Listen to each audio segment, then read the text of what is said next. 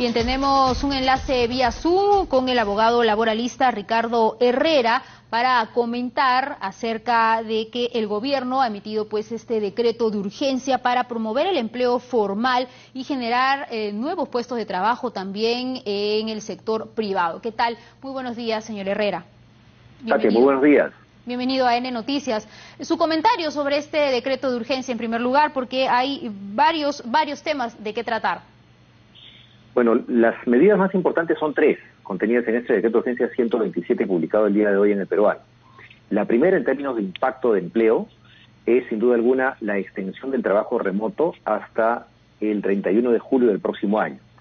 Recordemos que cerca de 230.000 trabajadores están en trabajo remoto, trabajando desde sus domicilios normalmente, y tenían en principio visibilidad de continuar el trabajo remoto hasta el 7 de diciembre. Con la norma de hoy, esta posibilidad se extiende hasta el 31 de julio del próximo año. Dentro de la regulación del trabajo remoto se ha establecido que exista el derecho a la desconexión, es decir, el trabajador tiene derecho a que acabada su jornada, el empleador ya no le pueda pedir más cosas, más trabajo, después de la hora de salida, entre comillas, de la hora de término de la jornada laboral. Y si lo hace el empleador, entonces tendrá que reconocer el pago de las horas extras. Salvo el caso de los trabajadores exentos de la jornada máxima de trabajo, que son trabajadores, por ejemplo, que no están sujetos a supervisión inmediata, que tienen jornada intermitente o discontinua, para los cuales no habrá derecho al pago de las horas extras, pero sí un derecho a la desconexión de por lo menos 12 horas cada 24 horas. La segunda medida importante es la posibilidad de que hasta el día de hoy, porque el decreto de urgencia entra en vigencia mañana, no se podía contratar a plazo fijo a un trabajador que había cesado a plazo indefinido hasta que transcurra un año después del cese. Esta restricción se ha suspendido hasta el 31 de diciembre del próximo año, con lo cual, si por ejemplo un empleador hoy día cesa a un trabajador a plazo indefinido, mañana podría contratarlo a plazo fijo, si es que evidentemente hay una causa temporal que lo justifique. Ya no existiría esta restricción de tener que esperar un año para poder contratarlo a plazo fijo, con lo cual evidentemente ambas medidas son medidas promotoras del empleo. Y la tercera medida, que creo que es la más importante, es aquella por la cual se va a subsidiar el sueldo de los trabajadores respecto de las empresas que los contraten hasta por 6 meses, dependiendo de qué tipo de trabajador tenemos. ¿Y del monto también de remuneración? Creo que es menor de 2.400 soles. Efectivamente, ese es un requisito para efectos de que el empleador pueda acceder al subsidio. Es decir, aquellos trabajadores que ganan menos de 2.400 soles mensuales. Hay dos tipos de porcentajes de subsidio, ¿no? Para los jóvenes de 18 a 24 años y para los adultos de 24 años en adelante.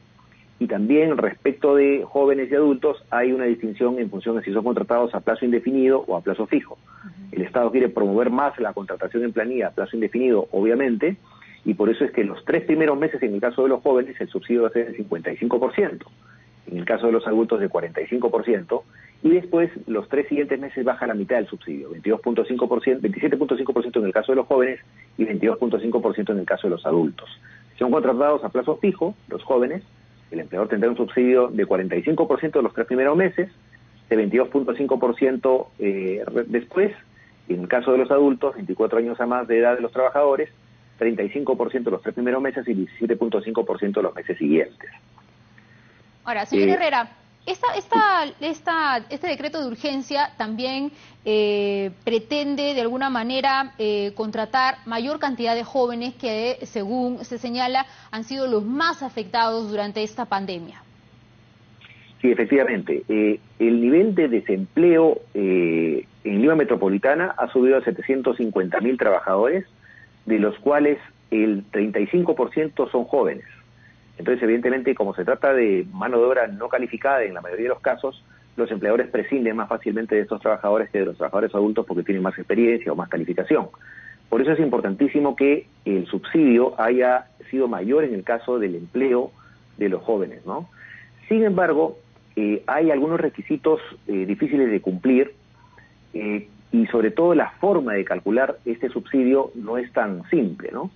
Por ejemplo, se dice que se va a comparar el mes en el cual el empleador pretende el subsidio con el mes de octubre pasado, de octubre de este año. Y se va a comparar básicamente el sueldo de aquellos trabajadores que son contratados de noviembre en adelante, restándole el sueldo de los trabajadores que son cesados.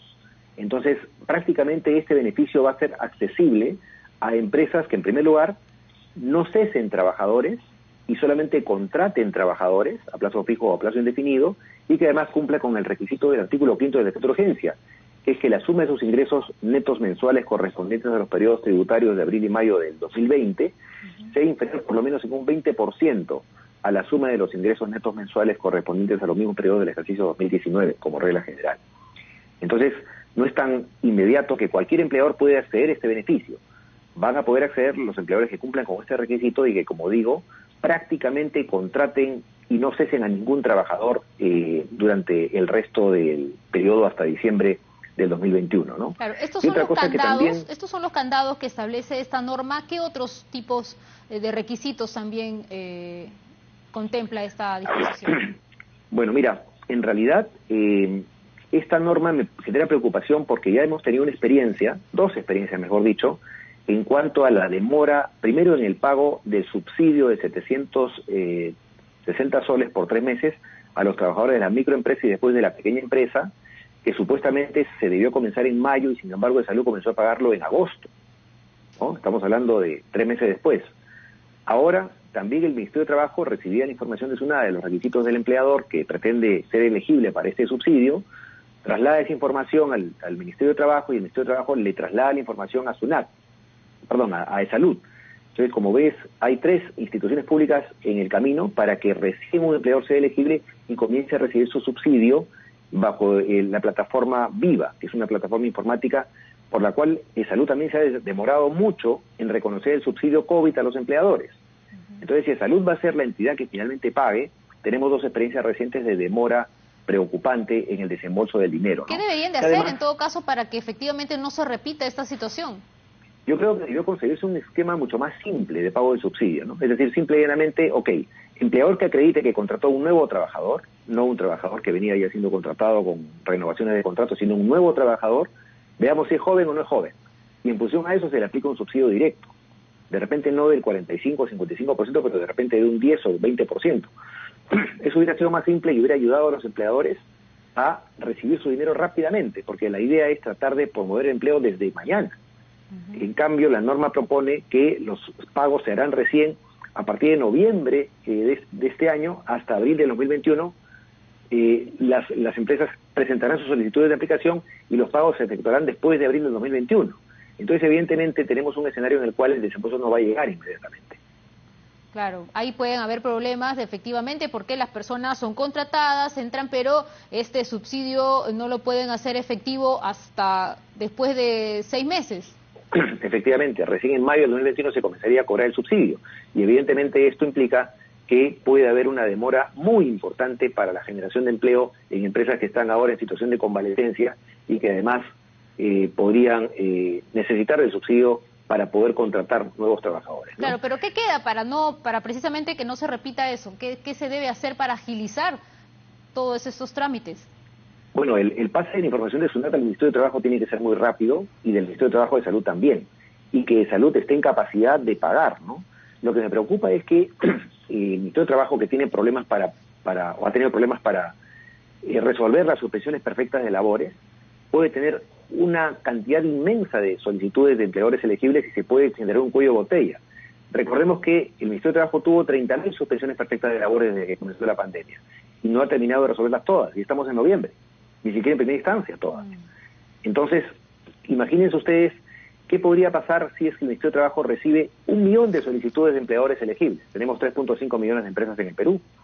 De modo que creo que había un cuello de botella. Yo creo que más simple hubiera sido asignar simplemente un subsidio a cada empleador por cada trabajador que ingrese en planilla. Y eso lo puede demostrar el trabajador con el ingreso en el PLAME o en el PDT del trabajador contratado. Claro. Ahora, señor Herrera, el tema de la informalidad también ha tenido muchos traspiés porque empezó la pandemia, esta lucha contra la informalidad se ha retrasado, ha retrocedido, se podría decir así. ¿Cómo ve el panorama con la formalidad con este nuevo decreto de urgencia?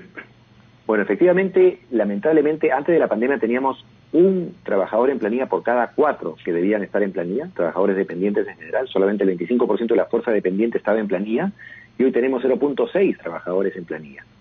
Entonces la idea es recuperar ese empleo formal lo más rápido posible, porque efectivamente se ha recuperado más el empleo informal, aún no de manera suficiente, pero la idea no es tener trabajadores informales, trabajadores que no tienen CPS, gratificaciones, seguro social, fondo de pensiones, sino tener trabajadores en planilla. Esta norma pretende eso, pero creo que el procedimiento para ser un empleador elegible es complejo, un poco engorroso, y creo que los pagos podrían llegar a destiempo, respecto del momento en el cual, que es ahora, las empresas necesitan del subsidio del Estado para poder contratar a sus trabajadores en planilla, porque recordemos que en quincena de noviembre ya las empresas tienen que pagar el depósito de CTS, medio sueldo.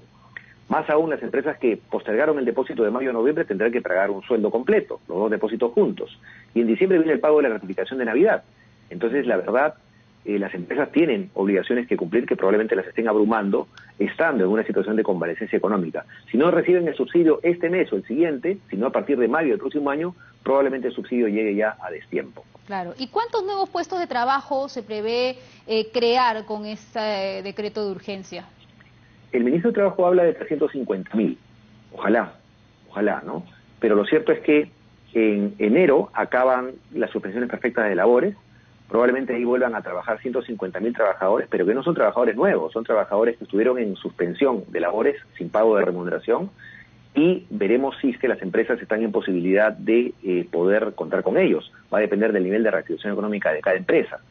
Además, para acceder a este subsidio que está regulado en el decreto de urgencia del día de hoy, no es posible que una empresa sea elegible si lleva a estos trabajadores a una reducción de personal, que probablemente ocurra con varias empresas que estuvieron en suspensión perfecta de labores, por ejemplo, hoteles, restaurantes turísticos, agencias de viaje, agencias de turismo, que hasta ahora no se reactivan y que probablemente en enero también, no tengan, los cines también no tengan una capacidad económica para poder volver a reactivar sus actividades plenamente, y por esa razón tengan que entrar en proceso de reducción de personal. Si lo hacen, no serán elegibles para este subsidio, lo cual empeora ciertamente la posibilidad de que estas empresas puedan generar empleo.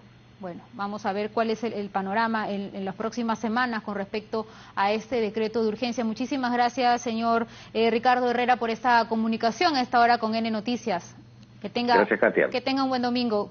Muchísimas gracias.